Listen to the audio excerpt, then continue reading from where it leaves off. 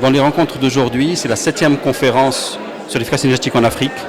L'AME, avec ses partenaires, a décidé aujourd'hui, et nous avons la chance et l'honneur que cette conférence ait lieu sous le haut patronage de Sa Majesté le Roi, que Dieu l'assiste. Parce que nous sommes dans un message, lors de la COP22, un sommet des chefs d'État africains sur le climat a été présidé par Sa Majesté pour proposer des solutions africaines à l'Afrique. L'efficacité énergétique est très importante pour le continent. Nous avons 6 millions de citoyens africains aujourd'hui sans électricité. Il y a des investissements énormes qui vont se faire. Il faut que dès le départ, ils tiennent compte de l'efficacité énergétique. Nous avons parlé du thème du froid aujourd'hui. Le froid est utilisé pour la climatisation, mais aussi dans l'industrie et pour le stockage des produits alimentaires.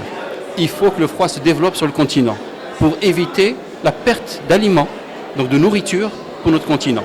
Il faut absolument que ce froid soit fait d'une façon le plus efficace possible.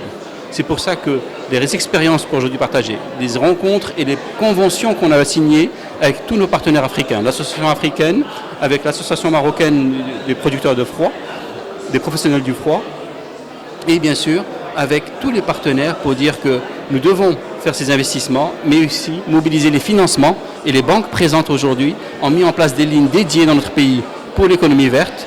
Nous avons aujourd'hui la possibilité de faire ces investissements pour rendre le froid plus efficace et en même temps faire ces investissements avec tous ces besoins, les investissements nécessaires. L'efficacité énergétique, c'était en 2009, la lettre royale a été très claire. Priorité aux énergies renouvelables et à l'efficacité énergétique. Notre pays a une agence dédiée et elle a travaillé avec tous les partenaires. Déjà à la COP22 à Marrakech, nous avons signé avec une vingtaine d'agences du continent sur le partage d'expériences, la formation, le renforcement des capacités pour le continent. Nous avons un centre à Marrakech de formation pour l'énergie solaire en Afrique, catégorie 2 de l'UNESCO. Ce centre aujourd'hui fonctionne pour accompagner le renforcement de capacités sur tout le continent. C'est très important.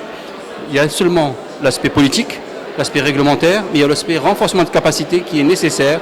Et nous, avec tous nos frères du continent, nous travaillons ensemble pour partager nos expériences, renforcer nos capacités de la jeunesse africaine qui peut trouver des emplois dans ce domaine. C'est ça un peu l'esprit de cette rencontre, de ces partenariats et de ces conventions qui ont été signées aujourd'hui.